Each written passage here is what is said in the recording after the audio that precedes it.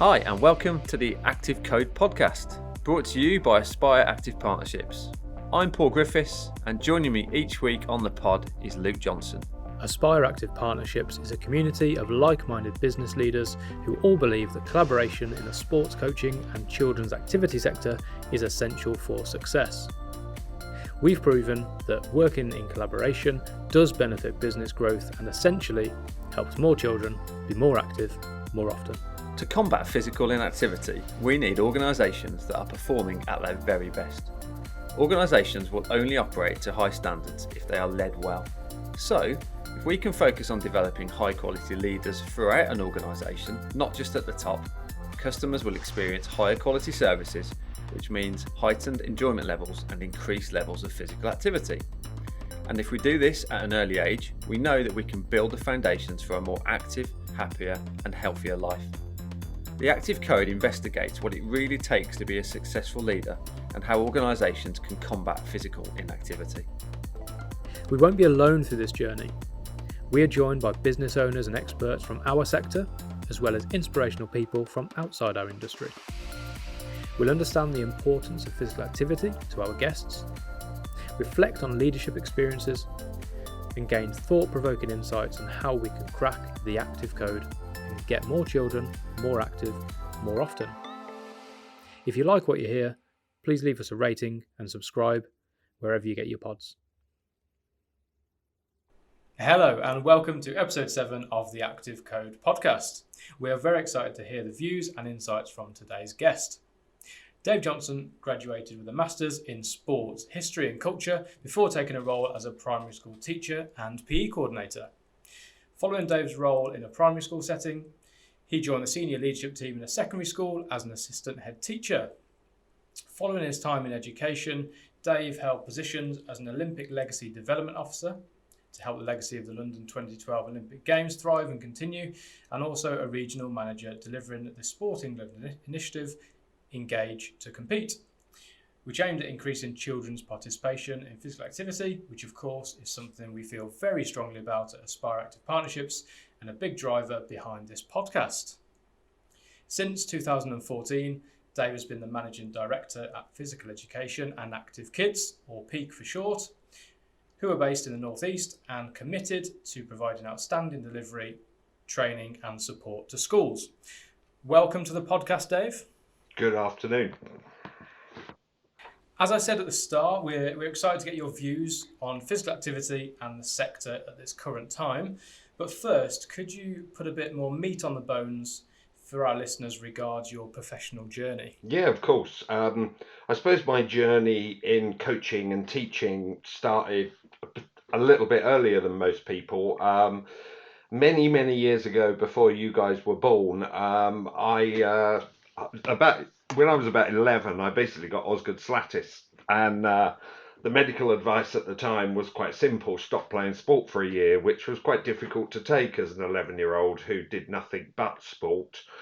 And I took it upon myself to actually become a qualified football referee at 11, which actually was a story that made sort of national press and got into the Guinness Book of Records for 1 year. But from that refereeing in the community, I joined an organisation called Little League, who run sort of friendly football leagues. And when I was 14, one started up close to home, and I immediately went along, first of all as a referee, and then said I'd love to get involved in coaching. Did my first FA course when I was 14, which was the old youth management module that they used to run. And stayed in coaching sport throughout the early part of my life. Eventually going on to, when I went off to university at Sheffield Hallam, I worked under John Warnock, who's Neil's brother. He got me involved working at Sheffield United's academy, got me through my UEFA B licence. But obviously, whilst I was at Sheffield Hallam, I was training to be a teacher. So my coaching career kind of lapsed a little bit. And it only kind of kicked off again a while ago as my son sort of started doing sport, and I made the mistake of opening my mouth and telling his football coach that I was a qualified PE teacher and football coach. And I made the same mistake again when he went to a cricket club. But my first school I taught him was as a massive school down in East London. It was in East Ham, 2,000 children. The PE departments were about a mile and a half apart from each other because it was one of the old schools that had boys at one side and girls at the other. So a change of every lesson, you saw PE teachers desperately legging it across the field as quickly as they possibly could to get to their next lesson. From there, I took I saw a job advertised for a head of PE department in a smaller school in Peckham, and it was Warwick Park School. And I had a fantastic year there. I didn't stay very long there because it was incredibly tiring. Um, you know, you've probably heard the story of Damalola Taylor, for example. He used to come across from the primary school, and actually, I used to teach him PE. But he was unfortunately murdered by sort of gangs in Peckham. It was an incredibly intense experience that year. Um, but we got a lot done in PE and changed PE in the school. And actually, the head teacher, when I came in, every single child only had one PE lesson. By the time I left, she'd changed that to two PE lessons a week. So, we'd had a real impact there. Um, I suppose the next step for me was a bigger school as a head of department. I went into a school in Canning Town in London. And again, I wasn't there particularly long. Great team to work in. Ended up sort of being PE teacher to Mark Noble, the West Ham captain, for the sort of year and a half I was there. And then a lot of my friends were actually leaving London, basically because it's very difficult to buy houses and things on a teacher's salary in the capital. So I saw a job going for an assistant head teacher's post in Newcastle at sports college.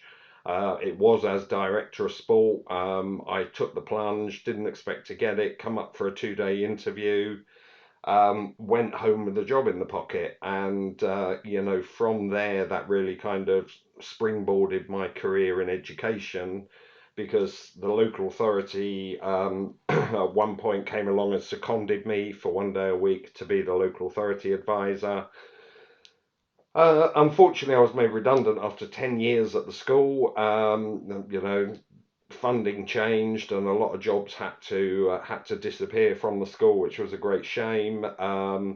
I then very quickly got a telephone call from Crichton Casbourne. In fact, he phoned me just as I was about to leave the house to sign the bit of paper that said I would willingly give up my job in return for the redundancy package. And he told me about Engage to Compete and a company called Fit for Sport, who were looking for somebody to run this program over in Manchester. When I was over in Manchester, I was travelling over there for 3 days a week, and working with primary schools to try and help them engage children more in physical activity and improve their physical education provision. As I saw the skill deficit of teachers in those schools, and also saw the job that Fit for Sport did in London and the Southwest, I came away with the brainwave of, or maybe the Northeast could do with a kind of Fit for Sport type company. Um, but I saw what not just Fit for Sport, but other companies were doing, which was pretty much taking on very young people with level one coaching courses and putting them into schools. And I felt the subject deserved better than that, and I felt the subject deserved people that are trained in physical education. So I set up Peak whilst working in a primary school in County Durham. It was the hardest year of my life. Because I was literally, it was a 45-minute journey there, 45-minute journey back, coming home, marking books, and then at sort of 9:30, 10 o'clock at night, I was setting up websites and designing kits and everything else. And Peak's been going for 6 years now, and we're just about to kind of move into a next stage of development, which is very exciting, and we're looking forward to September because for the schools that partner with us, they've got an incredible offer which they can take advantage of. So, and here I am now talking to you. Brilliant. So good to hear. There's so many rich experiences you've had all over the UK then. One thing I think everyone's dying to know is, how was Mark Noble as a student in school? He was a delight to teach. He was one of the most pleasant young men that I have ever had the pleasure to teach. That's good to hear. Very good to hear. A good role model then in that community. So throughout your career, you've helped others like become more physically active, whether be through a teaching role, whether through that Sport England project, or leading your team at peak. But what does physical activity mean to you personally? I think physical activity is one of a number of threads that we talk about in the kind of physical education sphere. And it's not to be confused with physical education itself, which is very different to being physically active. I've had an active life, since I learnt to walk, and unfortunately, it's starting to catch up on me a little bit. But physical activity is about getting out and doing something worthwhile and doing it for a sustained period of time. It's not running up and down the stairs 20 times across the course of the day. It has to be worthwhile in order that you get some cardiovascular benefit from it. Dave, just going back to childhood, obviously you were active as a child, and that's clearly had an influence on your career to date. Who were those influences in the early part of your life? Was it very much parental role models? Oddly, my parents didn't take part in any sport whatsoever. My dad drove me a lot, and drove me to anything I needed to be at, and I was eternally grateful for that. But really and truthfully, I got my love of taking part in sport from school. Primary school. I still remember playing for my primary school, and we had a head teacher who used to come out to coach us and manage us, who had his suit on with a pair of wellies and an umbrella, which I do have vague recollections of being quite brightly coloured pink. It wasn't and we probably didn't have a very good grounding in physical education. And I'm not just talking primary, I'm talking secondary as well, because the subject has changed so much. But what I did have, especially in secondary school, were really committed PE teachers who provided opportunities for us to take part in sport. I played cricket for my school, I played football for my school, I got up to district level with football. I played tennis for my school, even though I went to a school at a time where tennis wasn't considered a boys' sport in PE. It only dawned on the PE teachers that boys could actually take part in tennis when we used to take over the tennis courts of an evening during the summer. But did athletics for my school. I was kind of that all rounder, really, who could be relied on to take part in anything and give their best. But And sorry, Dave, become a world record holder was it 11 you became? yeah, I was a football referee at age 11. So how did that happen? I basically saw an advert in a newspaper. They were advertising, local newspaper, advertising for referees. I'd just been told by a doctor I wasn't to play sport for a year. Just moved to secondary school, and so managing that change in my life. And I just said to my mum and dad, I said, I think I'd like to go for this, because I was looking. We've just come out, or we're in kind of been in lockdown for a year now. As an adult, I can cope with that. I think as an 11-year-old who was being told, look, you can't take part in any sport, a year is like eternity. So I went along, did the course, passed first time, and took up refereeing. And it was, obviously I'm a little bit older than you, Paul. Everyone played in black and white when I was there, but they didn't treat referees and linesmen as well as they do now. I was And just about to say that, Dave. I'm guessing that if you were an 11-year-old now, it's probably not the first thing that many 11-year-olds would jump at the opportunity to do their referee's qualification. But what an experience that would be as an 11-year-old, and going down that route. And clearly, that pathway took you into coaching. And yeah, I can vouch that in a similar situation, playing cricket to a decent standard, and then my dad pushing me to do a coaching badge at 16, and the amount of soft skill development that brought out of me, I probably wouldn't be where I am today if it wasn't for that. So I can definitely understand the impact that had on you as a younger person to where you are now. So moving on to where we are now, injuries aside, and I know you said that what the body will let you do. How do you keep active, Dave, at the moment? I'm still very active. I mean, we've got a daft soppy Labrador who needs a lot of exercise.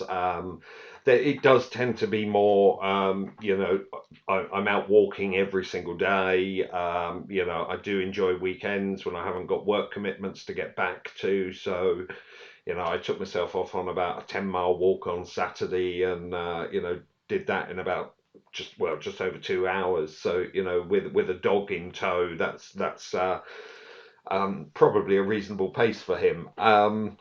But obviously, my son is now 13. I spend a lot of time, or would normally, out of lockdown in cricket nets with him. I used to coach his football team up until the start of this season, when I just decided, actually, Alex, my son, I'd been his football coach since under 7 all the way up to kind of under 13, and I felt that wasn't really fair on him. I didn't want him to be known as, oh, he's the coach's kid. So I stepped away from that. I still coach, though. I coach a women's team in Bedlington. We formed them last year. We got some really high quality players actually playing for us, and I'm enjoying being back working with adults. I think it can stretch you a little bit when you're coaching, and obviously I kind of join in with their training and fitness work. So, yes, I can't be out playing sport anymore, every single night. I used to do quite a lot of martial arts as well. Um, the joints are creaky a little bit, but I still get out walking every day. I still will, get in the nets with Al and dive out of the way of every ball he fires in at me, because he's certainly quicker than I was at 13 as a bowler. I'm gonna have to buy myself a helmet and just to go in the nets with him, I think. Is that a bit of competitive dad syndrome coming out there, Dave? Competitive dad, I'm afraid my competitive nature, which is off the scale, has completely rubbed off on him, which makes for some. He's just hit teenage years, so that's probably going to give you an insight into the relationship we have at the moment. And what does the benefits, Dave? Clearly, physical activity, it's really important to you. You said that you're active pretty much every single day. So, what are the benefits of activity to you? I think for me, it's not just the physical health benefits. It's the running an organisation where you are responsible for people's jobs is quite a stressful experience. And getting out every day, getting fresh air, getting active a little bit, just helps you manage your own mental health and your own emotions and your own feelings, in order so that when you do sit down at the desk and you switch on to professional mode, it can be done quite well and doesn't impact on you. And I also find that, if I am stewing on something, if something has gone completely wrong, which, is a day-to-day occurrence for any business owner, sometimes just walking away from the desk and going for a couple of kilometers walk, or a longer walk with the dog, can actually clear your head, and then you come back and you're not stewing on it anymore. Normally, whilst you're out, you've thought of the solution. So physical activity for me is about family time as well. We all go out walking together at the weekend, so it gives us a chance to spend time together. Um, yeah, so it used to be very much about sort of the physical health. I think as you get older, you see physical activity is more about the mental health and the social side as well. I mean, the reason during my life I've done so many martial arts, as because quite often in my career I have moved around the country, and it's all very well sort of moving somewhere completely new and meeting new friends through work, but you also want to develop friendships away from the workplace. Yeah, absolutely. And I think we all know that the importance of physical activity and sport in particular for developing friendships and those social circles. Out of interest, Dave, do you structure your day around activity? So would you know that at a certain time and a certain day you are doing some physical activity, or is it more ad hoc? Certainly at the moment, there's both my wife and myself working mainly from home. So we do kind of liaise on who's doing their physical activity when they're out with the dog, at different times. When it tends Sorry, to be, Dave, who normally wins that conversation? Is it you or the wife? um, no comment. Uh, no, I think there is. I try and diarise a time where I can make sure that I get out for a lengthy walk or take out of the nets or do something that's physical. Um, it's very different at the moment because we're in lockdown, but when Ange goes back to work, I can kind of and have control of my time a little bit more. Then I can kind of slip back into that, making sure that I do get out and get active every single day. Dave, your passion comes through in terms of physical activity, and obviously you understand the benefits to others and yourself. I know you said back in the day you were motivated by teachers and coaches, especially the teacher in the suit wellies and pink umbrella. But how do you motivate others to be physically active, especially those that don't currently have an interest in sport or PE? I think you have to make it engaging. There is a lot of people talk about fun. I deal with schools. I try and not use the F word as often as I can. I talk about being engaging, but that engage there's a very thin line between engaging people and making things fun. But you've got to offer physical activity that people can enjoy doing, and we promote physical activity both in and out of the curriculum at Peak, and it's quite often about fun games, getting involved. I also think you've got to you've got to lead by example. If I was sat here and you were talking to a bloke who's 25 stone and chain smoking, that person isn't going to inspire anyone to do physical activity. So there has to be a leader in front of people who is active, has been active, and has reaped the rewards of being active. Just on the school point, you said fun is crucial. Do you think fun is? Well, do you think it's got a place in schools at the moment? I think it has. We tend not to refer to it at Peak because it I spoke to a head teacher 6 years ago when we were just starting, and we sort of said, oh, we're going to make PE fun, and she turned around and stopped me in my tracks, and it was the first school we ever signed a contract with, and she said, David, I don't want it to be fun, I want it to be engaging. And I've always stuck by that. So yeah, we make PE engaging. Um, the for me, being physically active is fun, and um, even if it's just a very short dog walk, I actually enjoy that time out in the fresh air. You've got to enjoy it, and those people who aren't engaged with sport have probably had incredibly bad experiences in sport. and it's about trying to provide them with a better quality experience. Um, when I was a kid, I learned to swim as an adult. And the reason I learnt to swim as an adult, when I was in primary school, I will never forget going to the local swimming baths, and our teacher was Greek, and he didn't have a very good command of the English language. And so if you were doing something wrong, he yelled at you, and he had a louder voice than me, which is saying a lot. He yelled at you so that everybody within that local London borough heard.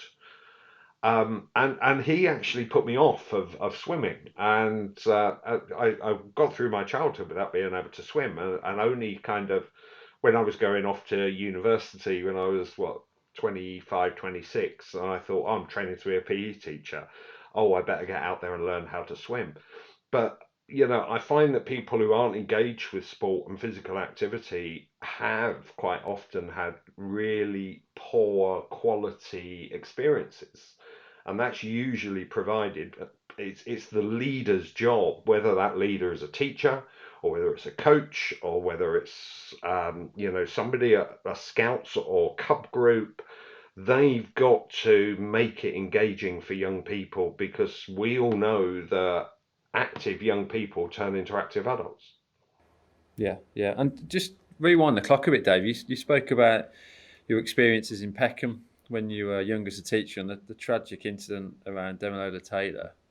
And you said that you managed to kind of almost double the amount of PE sport activities that were going on in that community. And that's, we're talking recent data that's come back from Sport England with the equality issues around gender gap and the demographic of certain communities and how they're less active. So is there anything that kind of reflection, if you look back to that time, that we could learn from now? I think I arrived in that school with a number of other young, inexperienced teachers, and there was already a very, very strong team there. And the head teacher was quite an inspirational leader. I'd love to be able to talk to her about her in this podcast. But the the key thing for me was, as soon as I got there, she empowered me to basically suggest anything to her that would improve uptake in the subject. And she did that with the music teacher, she did that with the drama teacher, she did that with across the board. So I didn't go into there I didn't at any point feel like I just stepped in the door and I was a new teacher there or a new head of department. I was basically given carte blanche to try anything, and we also had a lot of there was a lot of social problems in Peckham at the time. We had some HLTAs and staff who actually reached out and worked in the community, and they took the teachers out with them sometimes. And so I actually got involved in the youth club, which has now been renamed the Damilola Taylor Centre. But I used to go along to the youth club. Now all the kids from the school were there, but quite often I would just be ending up playing basketball with them. But for them to see their teacher turning up at youth club and actually going, come on, let's join in, and pulling on a bib and playing, and I think that was quite crucial in developing a good relationship between myself and the pupils. It's definitely a powerful message, isn't it? Leading by example like that, and leading the way. So, if we went to one of your colleagues, Dave, what would they say about you as a leader? They would probably, we're actually trying to change the way Peak operates at the moment. With we've spent 5 years with every single decision running through me. I've been trying to develop my style so that I'm empowering them to make more decisions. And I think that's, I think we've got a really, really high staff retention rate. And, so I must be doing something reasonably well. But they would probably turn around and say that I was stern but fair. I think, with any company, you need parameters, you need boundaries, you need values that you expect your staff to adhere to and live up to. Um, but I have a very good relationship with all of my team. I enjoy spending time with them professionally and away from work as well. Quite often the conversation isn't about work when I walk in the door and speak to them. Dave, you mentioned about empowerment there of your team and the importance of it. I'm assuming you've just mentioned around the Peckham School that the head teacher there empowered you. So is that a leader that you have learned from Oh, and saw as a very, role very. model? Yeah, she was a funny one. Her name was Miriam Kerr, and she took me on. I mean, she was a very old-fashioned stereotype of a head teacher. She used to sort of smoke in her office. There was a bottle of whiskey in the bottom drawer, and she could be ruthless, and she was not a head teacher that you would cross. Although I have to say, I had an outstanding relationship with her, and she allowed me to develop my management ability within the role of physical education. She was, I was going through a tough time personally when I was there. My dad passed away whilst I was there, and I do remember sort of there was one day when my dad had been taken into hospital. She just came straight over to me and said, and this is about 8:30, and she saw that I looked upset, and she said, "This is your dad, isn't it? Go home now. I'll take your lessons for the rest of the day." So, when you have a leader like that who cares about you, despite her quite harsh exterior, she allowed me to develop that subject. And I mean, the end of the year we had sports day, and I've never really agreed with the traditional sports day of where you have 98% of the children watching, 2% taking part for a minute. I've never liked that idea of a sports day, and I said to her, well, look, I'd like to bring in all these coaches from the youth club, from all the other clubs around here, and we'll get kids to choose. We'll lay on about 30 different activities on school site. We'll get them to choose. We'll put little timetables together for them so they do 4 different activities. And as this thing spiraled into this massive, massive event, she was very keen to find out about it. And one of my favorite stories about her was, when she basically said to me the day before, she said, right, I've laid on this classroom, meet all the coaches and take them in there. And she says, and then what I'm going to do is I'm going to send somebody along to get them, and I'll introduce them in a school assembly. But she said, David, I want you to stay there. She said, I'll come and get you when we're ready. And I didn't think anything of it. And after a while, the deputy head came and got me, and he said, Miriam wants to do a very big introduction on you because she's got a special guest. And at first I was thinking, what's going on here? This is my day, and she's trying to kind of bring in a special guest that I didn't know about. So, I heard this sort of build up that she gave me, and how we changed sport in that school over the last year. And she said, oh, I'd like everyone in school to give a round of applause to your head of PE, Mr. Johnson. And I walked in, and next to her on stage was my mother, who at this point was in kind of floods of tears. And she'd gone out of her way, Miriam, to invite my mother along without me knowing. I didn't even know that I had her down as next to kin at the time, but it was. But that was how she inspired people, and she made them feel special in the workplace. Um, unless you crossed her, in which case her demeanour changed to you. But fortunately, I never really saw that side of her. That's a lovely story, Dave. Lovely story, and I think it just goes to show from a leadership perspective, you get far more out of people if you treat them well and care for them, Yeah. and And they, the deepest of respect to her, I'm sure, as that's continued, and it's clearly rubbed off on yourself. We've known you for several years, and I think you said that the kind of firm but fair attitude of what you've learned from her, and something that you've carried through, which I think is a really good quality to have as a leader, to be honest, Dave. I think it's essential. Yeah, absolutely. So your retention rate at peak is exceptionally good, which is brilliant to hear, because that's always a challenge for a lot of organisations in our space. But what are you working on at the moment to be a better leader? Leading less, and that might sound like the wrong answer here, but if I can actually empower my team to take the lead on key areas of our delivery, then my job becomes very much more a kind of advisory role to allow them to have a sounding board to help them make the right decisions. So yeah, my role at the moment, I mean, we've just become a registered apprenticeship training provider. We're now working with the likes of ESFA. We're going for Ofsted registration. So, and all of these organizations require you to have a senior leadership team.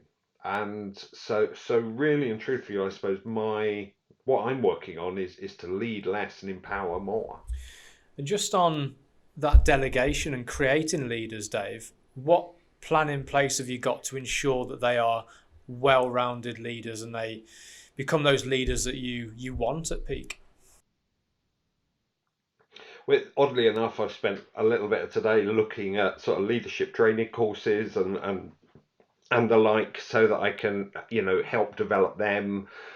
I've got a lot of experience as well, and I've tried and I've done lots of bits of training with them, very informally at the moment, because that senior leadership team won't be up and running really until September 2021. But and I really have a lot of faith in my team. When I reflect upon the six deliverers that we've got who go into school, I'm outstanding. Their quality is outstanding of what they actually do. But it's not just what they do in the classroom or in the school hall or on the playground. It's I've seen them all genuinely grow and develop, and they're my second family. And I wouldn't be where I am today, talking to the likes of you two, if it wasn't for those people who are going in and delivering in schools. Very well said, and I can vouch for that. I've been up a couple of years on the trot before lockdown, and I've been with you, and I've been out to schools with your team, and I echo those words, that the quality and going back to that word, fun and engagement, the engagement they have in their lessons and with the children is superb. You spoke about your team and the importance of empowering your team and putting them on courses, etc., which is naturally the way, I guess, organisations improve the skills and knowledge of their team members. And one of our previous guests on the pod, Mark Tonks, talks about, if you want to learn about leadership, read a book, or in this instance, I guess, do a course. But if you want to be a leader, you need to do it. And I think that's something that really comes across with you on this one, is that we know that we need to develop leaders, and we can't just put them on the course and then off you go, you're this natural leader. And I think you're in a really strong position to develop a really strong group of people within your organisation, and we see the importance of somebody on the pod again talking about developing and nurturing their team to empower them and become better leaders and people, which is really reassuring, and full credit to you for that, Dave, as well. Yeah, it is important, and we often look at courses, don't we, as the be all and end all. And I've done probably hundreds of them in my time, but you possibly only take away, you can go and sit in a room for 6 hours, and you might take away 5 minutes worth of that 6 hours, and because you've got to pick the bits which are relevant to you. And if you can develop a future leader within your own organization, you know them. So you don't have to deliver the 5 hours and 55 minutes, which they're never going to use in their leadership career. It's about knowing the person well enough to know exactly what it is that person needs to develop as a future leader. Knowing where your business is going and the direction of the organisation you're looking to take it, what do you think your biggest challenge will be in the next few years, Dave? I'm tempted to say my exit strategy, but that will come at some point. Um, I think the biggest challenge is always kind of overcoming obstacles that schools kind of throw at you a little bit. You may be working with a school for years, head teacher changes who, wants to focus completely on something completely different other than PE, and those changes in school personnel change the focus of the school. I do think the teaching profession is going to have a lot of people leaving it once COVID is out the way. I think our teachers have been heroes over the last year.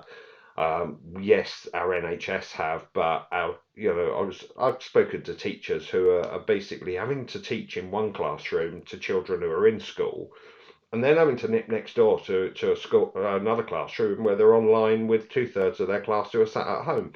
So we got teachers actually teaching two lessons at the same time now, and And quite often, Dave, those teachers are also parents themselves, and they've back to absolutely, the homeschooling side of things as well, like literal superheroes. yeah, and a lot of people have believed that schools have been shut through lockdown. It was certainly lockdown 1 and lockdown 3, but those schools have been open on every single day of lockdown, and those teachers deserve, more than a pay rise. They deserve medals, and they've been at the brunt end, and they've allowed the key workers to go to work. And unfortunately, I do see a bit of movement away from teaching. I think some teachers are physically and emotionally exhausted at the end of this year. And that is going to be a challenge because we're going to be dealing with new leaders in school. We're going to be dealing with new teaching staff, but it's a challenge, and every challenge provides opportunities. So there'll be something we can do to help those teachers that are new into the trade. And just on the sector, then, that's kind of at the front line, isn't it? Teachers' experiences over the past 12 months. How do you think leadership is going for the sector as a whole? So at the top level. Within education, I've always said that its biggest failing is it promotes good teachers into jobs that they're not qualified for. And, you know, one thing I haven't spoken about is I had a 7 or 8 year retail management career before I even went off to university to train to be a teacher. And so I had those management skills and marketing skills and everything, all those other facets that I learned through sort of that sales career. But we quite often take the best teacher in the school who inspires children more than anybody else, promote them, which means they're in the classroom less, if at all, and therefore you've just lost your most inspirational teacher. Now, I'm not saying that those inspirational teachers should not get a shot at management. Of course they should. But quite often within the sector, we look at past performance and we're looking at their appraisals. And quite often their appraisals have been about getting children through exams. Um, that's, we must find a better way of training people to be able to do leadership jobs. I mean, we had the MPQH, I enrolled on it, but quickly came off of it actually because, it wasn't fulfilling my needs. But then, quite a lot of schools insist on MPQH for headships. But I actually think that it's going back to that courses again, isn't it? Courses aren't the be all and end all, and sometimes life and learning experience are better. But in my opinion, I've worked for too many head teachers who were probably outstanding practitioners, but have been next to useless as a head teacher and as a leader leading a big organization. And, all the ones that are listening to this, I obviously don't mean you. Yeah, we best get that in there, actually, Dave. 100% he doesn't mean you. That's really interesting, actually. We've had a couple of guests on that, and I'm a big believer of our sector can improve by looking at other sectors, or people like yourself and other guests that we've had on have actually learned key skills in a previous life of employment. And you just mentioned there's jobs that you've had before you went into education, and that transition of skills has really helped. Which I think we need to look at that in a bit more detail across our sector, because there's so many people out there that are maybe stuck in the education space for a very long period of time, and we can learn from outside. So, with regards to looking at other sectors, what can we learn from those sectors to help combat physical inactivity, Dave? I think target setting is quite key. I was talking to somebody the other day actually, who's a friend who's a salesperson, and picked up the phone. Are you all right? How are you? And then very quickly he started telling me about his sales targets, and where he was, and he was very target driven. And we're not within the physical activity area. Within our sector, we don't talk about targets enough. But we should be, you and me, we both work with primary schools quite a lot, and there should be targets for be it an organisation that provides PE, or a coach who's employed by the school, or the teachers within that PE set up in a primary school. They should have targets for the amount of children they get into community sport. They should have targets for children who are doing activity outside of school as well as in. And there should be a way of measuring them, without wiring children up to heart rate monitors and things. But we're not very good at developing targets for the leaders within physical activity, and working with children. There should be. We've got part of our motto and our values within PE lessons is that children are active for 70% of the time. And my staff are quite used to me going in and watching one of their lessons, and the first thing I'll do is, I'll get my quality assurance sheet out and the clipboard out, and I'll get my phone out, and turn it on to stopwatch, and I am literally sitting there timing and stopping and starting my stopwatch every single time they stop or start activity. And then I sort of work out from lesson time how much children have been active in those lessons, and that's ingrained in my team now, that children are active for at least 70%. And to be honest, this last year, when I have managed to get into school to do QAs, I've quite often found PE lessons are now sort of 80-85% activity. With my team talking to the kids a lot more succinctly, giving very, very quick, detailed, but brief instructions, and getting the kids active again. And that's where we miss out. As teachers, we like to talk too much. I've seen PE teachers, young PE teachers, come in into the profession, and they've literally gone in to start a lesson, and they're talking to the children for 7-8 minutes, and you can see the kids sat on the gym floor fidgeting and getting bored. They just want to pick the ball up and get running around. And we don't focus on the activity side within physical education enough.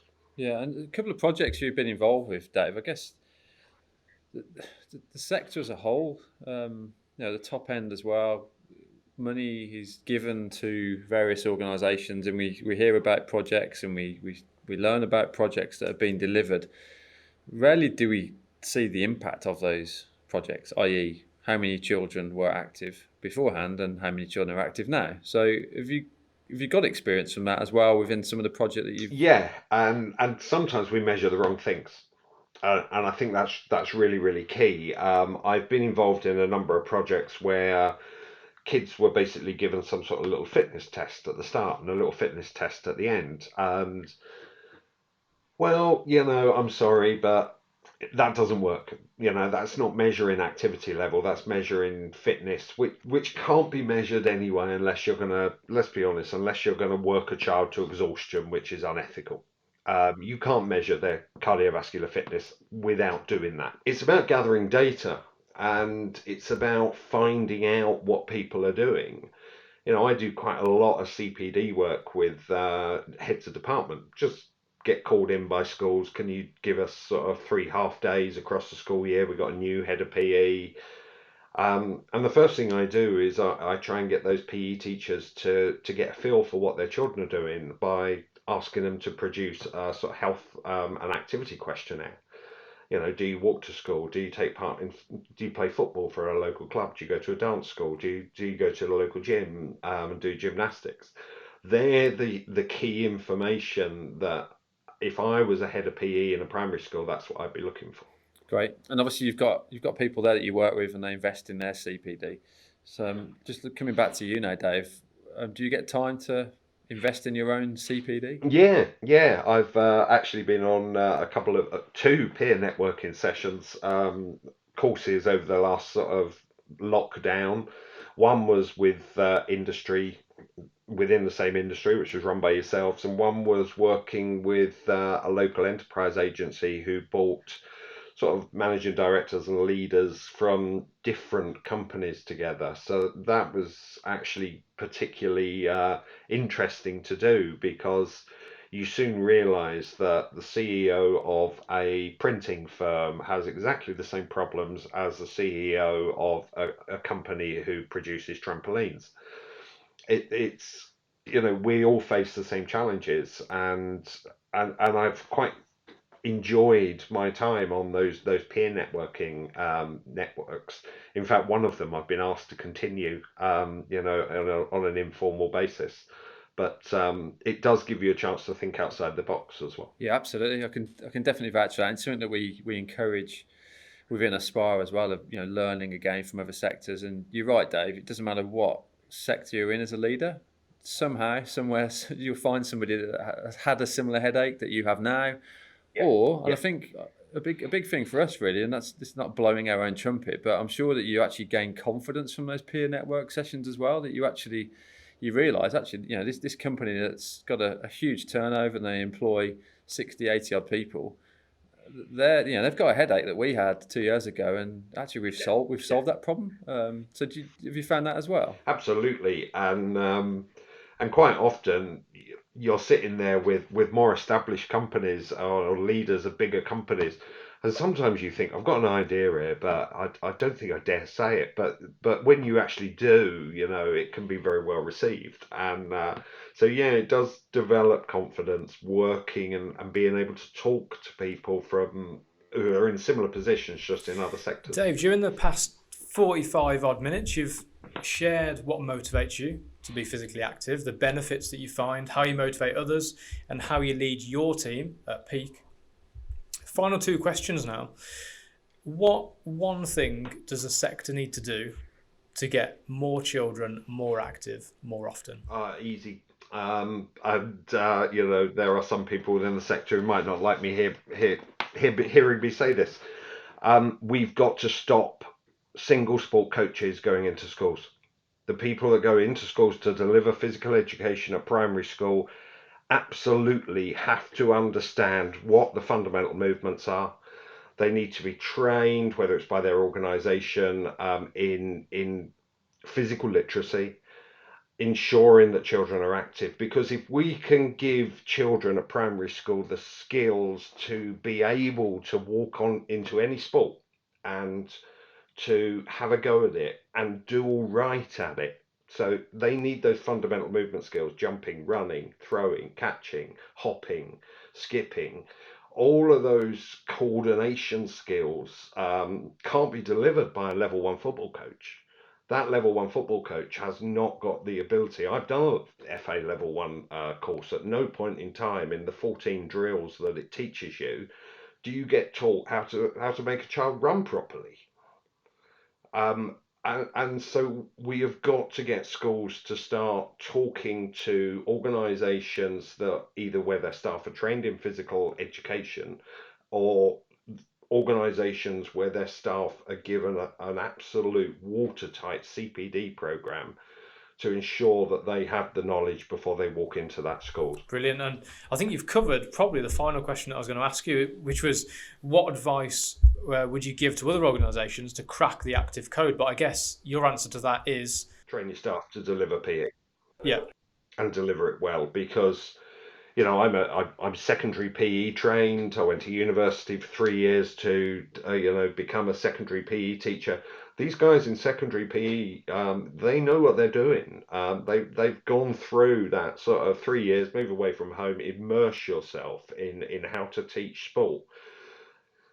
If you can, as a secondary PE teacher, my biggest bugbear was the fact I used to spend my first term teaching children, in basketball, for example, how to do a chest pass.